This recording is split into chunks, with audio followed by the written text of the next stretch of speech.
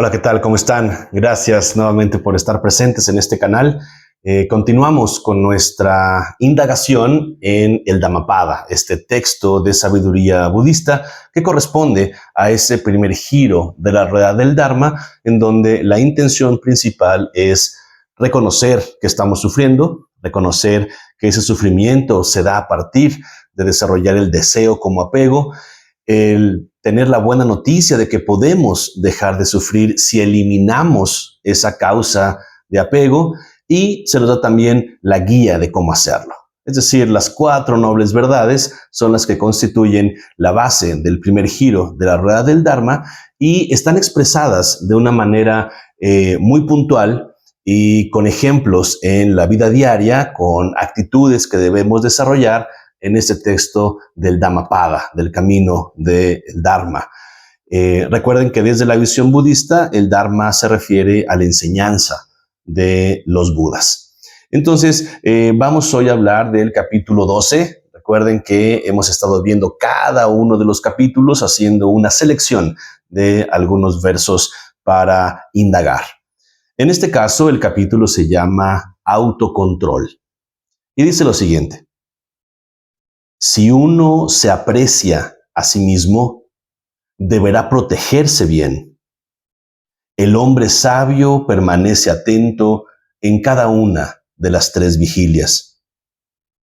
Establezcase primero uno mismo en lo que es apropiado antes de aconsejar a los demás. Actuando de esta manera, el hombre sabio no caerá en la desgracia. Según aconseja a los demás, debe él mismo actuar. Bien controlado él mismo, puede guiar a los otros. Verdaderamente es difícil controlarse a uno mismo. Entonces, en estas primeras ideas se nos invita a hacer ese ejercicio del autocontrol. Ahora, muy importante, cuando hablamos de autocontrol, quiere decir que nuestra mente está en un nivel de serenidad que nos permite el decidir mejor, que nos permite salir del dominio de las emociones, el dejar de movernos en función de los sentimientos, finalmente es ir disipando la influencia de los 3 venenos que ya vimos: ignorancia, apego, ira o aversión. Entonces, el autocontrolarse implica saber encauzar nuestra energía mental. No quiere decir un autocontrol en el sentido de limitarnos a sentir, sino más bien saber sentir la emoción, saber dejar pasar los pensamientos. Y entonces nos dice, primero practica en ti, para después aconsejar, practícalo. Y eso es esencial, el que podamos ser responsables de lo que estamos compartiendo.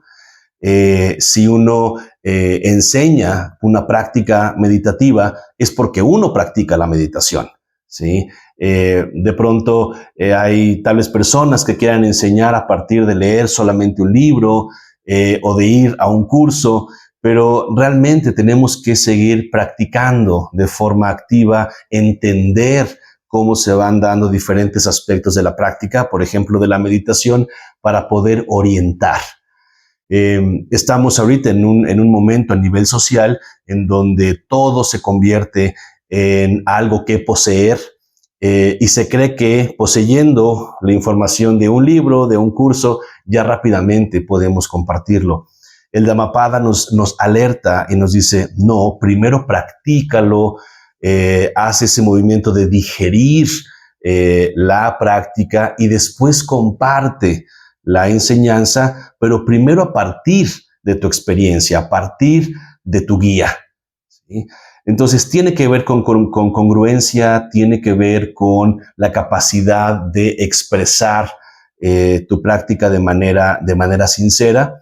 Entonces aquí se reafirma lo difícil que es el autocontrol, lo difícil de mantenerse humildes en la práctica. Ojo, aquí la humildad se refiere a saber lo que sabes y ser consciente también de lo que no sabes. el mantener esa mente abierta para seguir aprendiendo, pero al mismo tiempo reconocer tu nivel de experiencia, tu nivel de conocimiento para poder compartirlo. Entonces, no es esa humildad falsa de la minusvalía, no es obviamente tampoco la soberbia, es mantener una mente serena para seguir aprendiendo, es la mente del discípulo y poco a poco el discípulo en su movimiento, en su práctica puede estar enseñando. Entonces, el Dhammapada nos recuerda esa necesidad de tener disciplina a nivel interno, a nivel de pensamientos, emociones, acciones. Recuerden que son las tres manifestaciones de la acción kármica: acción mental, acción verbal y acción física. Entonces, hay que mantenerse atentos y dejar que la expresión del Dharma se dé en esos tres niveles. Y luego nos dice algo muy importante.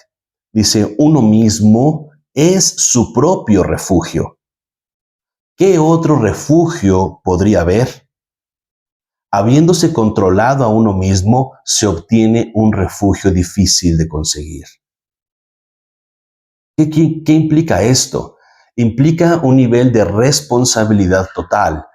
El budismo habla de la transformación, no tanto de la traslación.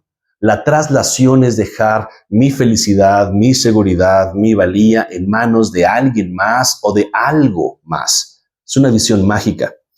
La práctica budista tiene que ver con una transformación, ¿sí? Podemos utilizar medios para recordar lo que me toca hacer a mí. Una imagen del Buda, unas malas con las cuales practicamos la meditación, no son mágicas, son recordatorios de tu práctica, recordatorios para transformar lo que era veneno, convertirlo en medicina. Y lo que realmente te esté intoxicando y necesitas dejar de incorporar, saber dejarlo con total desapego. Entonces, de esta manera, tú eres tu propio refugio, ¿sí?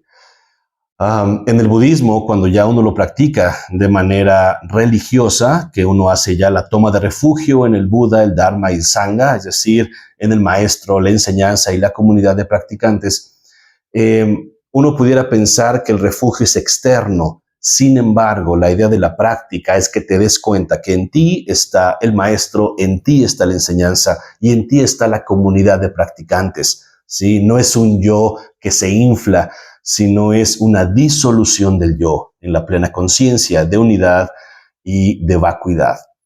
Entonces, ese haz de ti mismo un refugio no es una visión individualista, como algunas personas critican al budismo de que es individualista, pero no, es la práctica individual, pero una visión colectiva, un impacto colectivo, ¿sí? Entonces, aquí en el Dhammapada se nos da esa instrucción.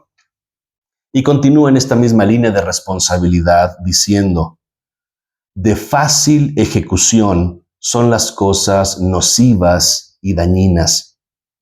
Lo bueno y beneficioso es verdaderamente difícil de hacer.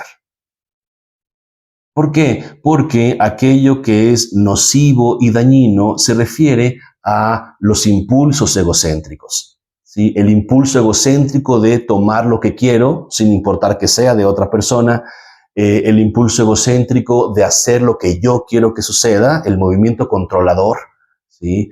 Que es uno de los grandes velos del egocentrismo, que las personas se mueven todo el día y todos los días desde un modo controlador, y si los demás no hacen lo que ellas quieren, entonces los que están mal son ellos, ¿sí?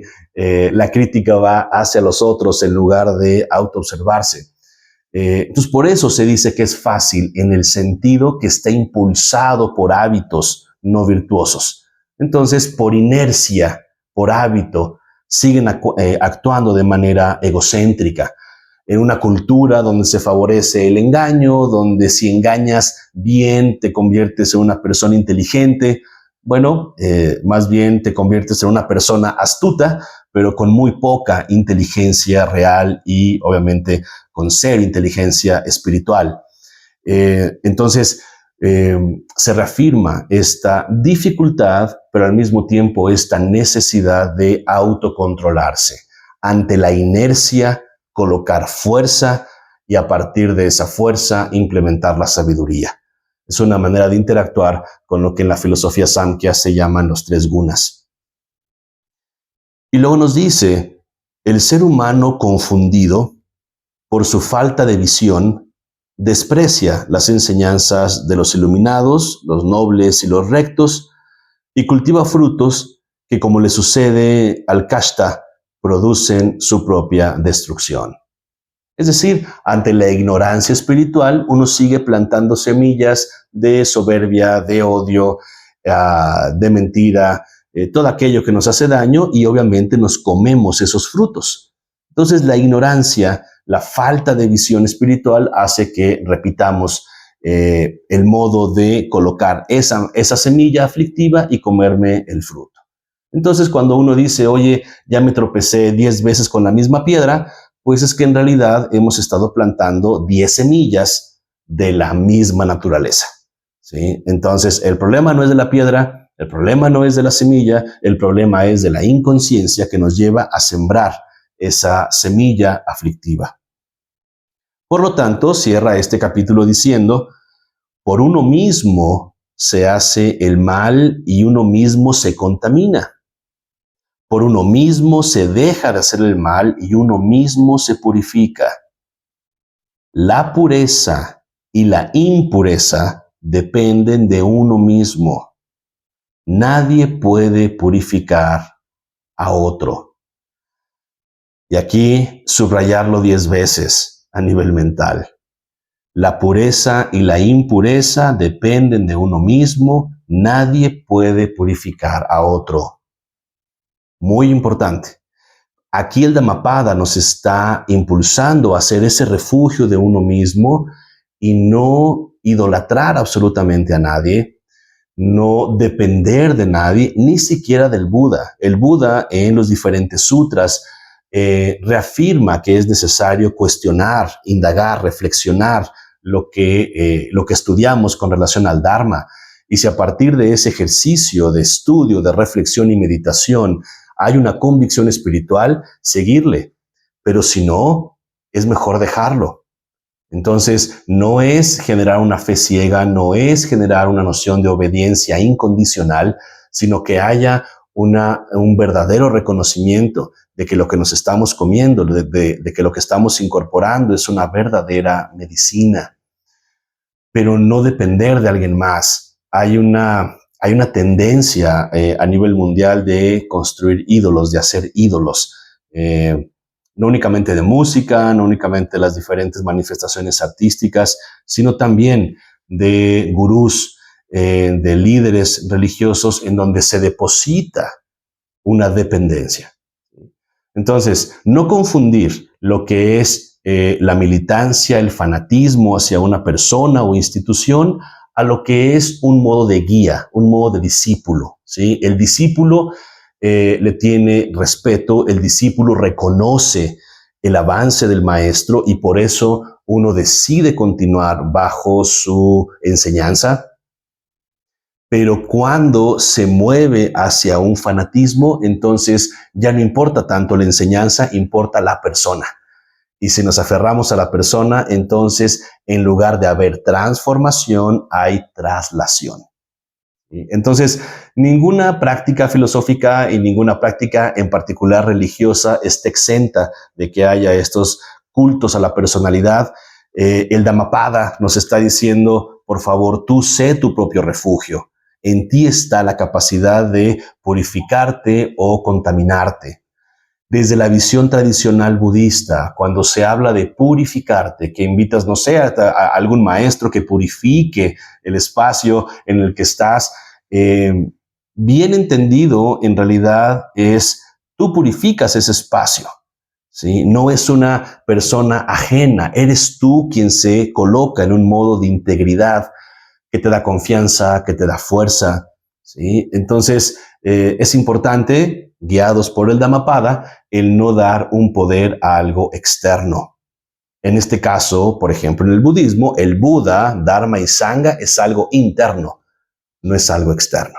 Así es que se nos invita a tener ese autocontrol de no hacer ídolos, de no movernos en esa referencia de traslación, ¿sí? Y finalmente dice, por buscar el logro espiritual de los otros, no obstante, no debe ser uno ser negligente en la búsqueda del propio logro. Percibiendo claramente la propia meta, permita que otro intente su propio resultado. ¿Qué quiere decir esto? Que tampoco lleguemos a idolatrar nuestra propia práctica. El modo controlador es yo voy a aleccionar, yo voy a hacer que la otra persona se ilumine. Ahí está hablando el egocentrismo, ahí está hablando el anclarnos en una noción mágica nuevamente, ahora de traslación que busco de la otra persona hacia mí, que me dé importancia, que me dé poder. El Dhammapada nos dice, ten cuidado, el autocontrol es no creas que tú estás despertando a otros. Podemos dar opiniones, podemos dar consejos, podemos compartir prácticas, pero por favor no creas que eres tú quien despierta a otro. Cada quien se despierta a sí mismo en el modo, en el tiempo que es necesario, en donde los frutos kármicos sean los adecuados para poder despertar. Entonces, no te cuelgas, digamos, mérito de que otra persona se iluminó o vive mejor por ti. En realidad, otra persona vive mejor por ella misma. En el trabajo terapéutico, da mucho gusto cuando uno puede brindar herramientas que la otra persona incorpora, hace su trabajo y vive mejor. Vive mejor no porque uno como terapeuta le dé una mejor vida, sino uno le acerca herramientas y el mérito está en la otra persona de saber incorporarlas, tener disciplina. Es muy importante mantener esta fuerza, como también dice el Dhammapada, para ayudar a otros. Nunca te olvides de ti mismo, ¿sí? O sea, toma conciencia de ti. Esta noción de yo me pongo al último, no, es tú asume tu responsabilidad de guía, tú ve adelante, nota cuáles son las necesidades de los otros, pero no te olvides tampoco de ti mismo, ¿sí? Porque si te olvidas de ti mismo, entonces lo que estás ofreciendo está hueco, ¿sí? No hay una práctica real individual. Entonces, este capítulo, muy, muy importante con relación al autocontrol, habla mucho de lo que es una práctica congruente, honesta, y sobre todo, tener la claridad de tu propia práctica, más allá de los halagos que puedas recibir por tu práctica, más allá de las críticas que puedas recibir, que cada uno tenga esa claridad interna, esa paz interna. ¿Sí? De esta manera, la mente se mantiene serena y mantenemos también el entusiasmo de seguir practicando y de seguir despertando juntos. Esa es la clave. Entonces, espero que te sea de utilidad estas enseñanzas del Dhammapada y la manera en que la podemos aplicar en el día a día. Te invito a escuchar los otros capítulos si es que no los has hecho ya. Puedes regresar a ellos para notar nuevos aspectos que a veces en una primera vez que lo escuchamos se pierden. Y también te invito a que te suscribas al canal para seguir acompañándonos en esta revisión de el Dhammapada, ¿sí? Así es que tengas muy buen día y muchas gracias.